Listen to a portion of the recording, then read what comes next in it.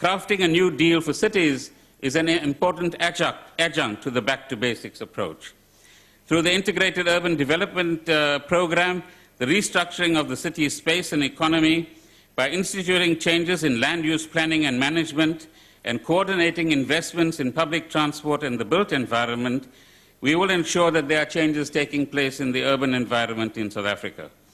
To create a voice for and a platform for engagement with cities, we are establishing an intergovernmental forum for engaging metros and large cities to deal with the specific challenges that they actually face.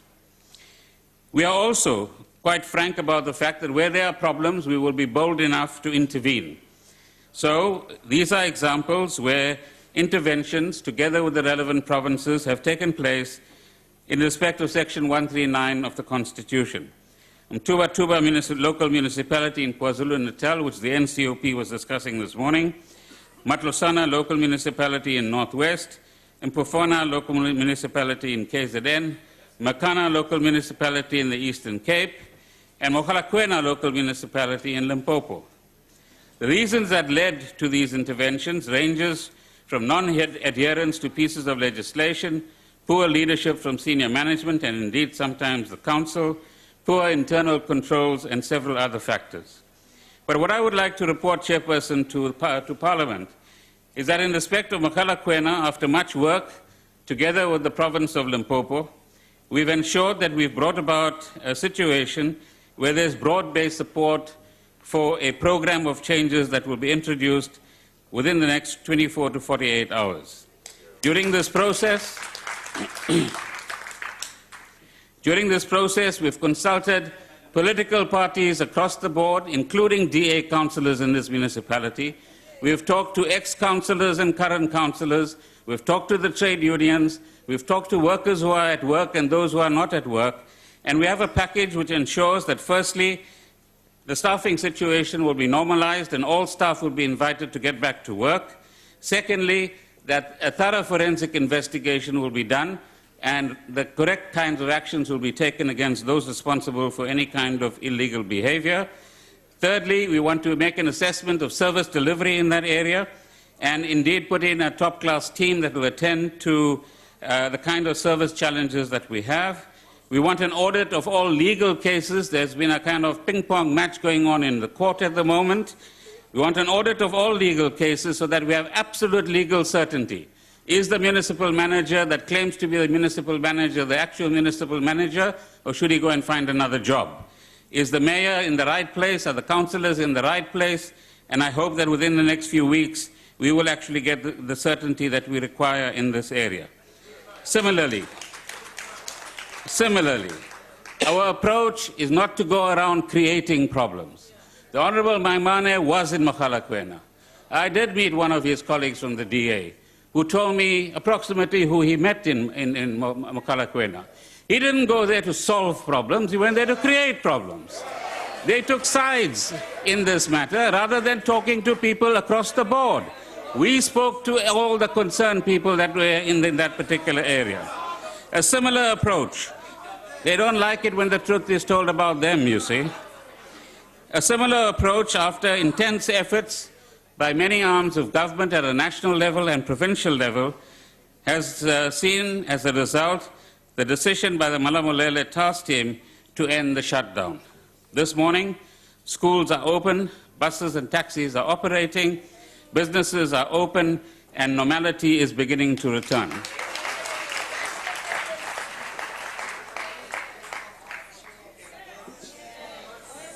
Cheers.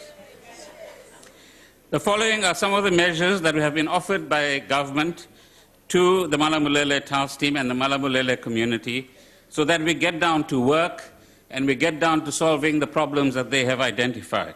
Firstly, we want to bring the area into a state of functionality and normality. Secondly, we want Malamulele to participate in the process that we have created through the request made by the Minister in terms of Section 22(2) of the Demarcation Act to the Municipal Demarcation Board to review and redetermine the boundaries of a number of unviable municipalities in South Africa. Number 3, we are asking for an independent audit of the delivery of services and employment practices in Thulamela and Vembe district more broadly. Number 4, we want to ensure that current service delivery projects and infrastructure investment projects are speeded up, and a special task team is being set up in the next 48 hours to help the municipalities and areas concerned to ensure that we get down to work in this particular area. So despite the goodwill and commitment by people of Malambulele to resolving their challenges in the kind of way that they have, in the community meeting held on the 16th of February, yesterday, out of 20 stakeholders that were present, only 4, interestingly, voted for the continuation of the shutdown. I'm informed that of the 4, 3 are represented in this House. So here in this House, we call for stability and progress and running municipalities well. Out there, for whatever reason, the same parties allegedly, and I'll check with them personally, that's why I'm not mentioning them, but those parties are undermining the process of normality. The additional effort that we've taken, together with the relevant ministers, is that apart from opening schools, Minister Motseka is arranging for those who might have missed one subject or the other in writing the metric supplementary exams to be avail them the opportunity to do so. Similarly, Minister Nzimande and his colleagues have enabled students who want to register at the university to do so, and the FET colleges as well. So we hope that by working with the Malamulele community, we can in fact ensure that there's normality and we show progress in this area. Amongst the other critical challenges that we face, which I will mention briefly, will be ensuring that we in government act in an integrated and coordinated way. Integrated planning and delivery, which is the mandate that the President has given to the Basic Services Interministerial Task Team, is the challenge that we are ready to take on. Similarly, in this context, ensuring that we have integrated urban development linked with rural development is a crucial challenge for the next 2 to 3 years, as we create the right kind of infrastructure to make sure that spatial planning and other forms of planning take place in the way they should. The next area is economic opportunities. There's absolutely no doubt that because of our past and our economic marginalization of the majority of our people, we have the kind of problems and discontent that we see in many of our areas. We cannot deny that there's a big difference between Deep Sloot and Sandton and between Constantia and Khayelitsha. Our challenge is to ensure that initiatives are taken both at a municipal level but also at a national level and by many ministries to create economic opportunities and a climate of support for those who actually want to get involved in enterprises of one sort or another. But as we do that, Mr. President and Chairperson, what is crucial is that all of us, regardless of our political background and political party, should be committed to saying we do not want violence when there's protests. We want to ensure that all our public representatives act within a proper ethical and values-based approach. We want self-restraint when there's dissatisfaction in our communities so that we don't destroy the very assets that we are creating with public funds, such as libraries, schools, clinics, community halls, and municipal buildings. All of us have a collective responsibility to make sure that we secure these assets for future generations.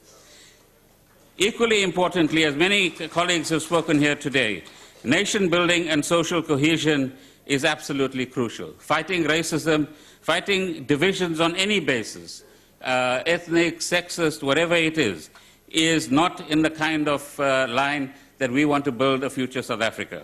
The Freedom Charter is quite clear about us creating a non-racial, non-sexist and democratic society, as is our Constitution. And it's important that we do whatever possible to use the work that we do within the local government terrain to advance that kind of future for ourselves. Chairperson, Mr. Maimane said that one day when he is in government, he will do X, Y, Z. Now, we should tell him that if he wants to be in government, he's got to join this side.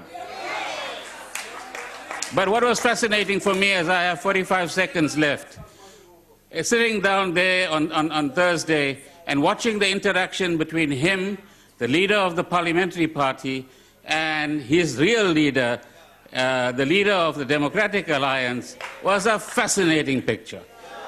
They couldn't work out who was boss here. They couldn't work out who was going to lead them out. They couldn't work out which tactic was right at which particular point in time.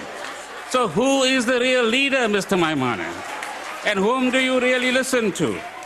So let me conclude, honorable members, by saying, and I repeat what Mr. Mandela said, the need to unite the people of our country is as important a task now as it has always been.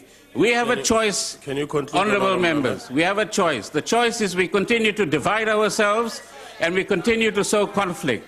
Or the choice is we sit down like reasonable, mature people and solve our problems in a room. South Africa wants us to solve our problems by constructive dialogue. Thank you very much, honorable member.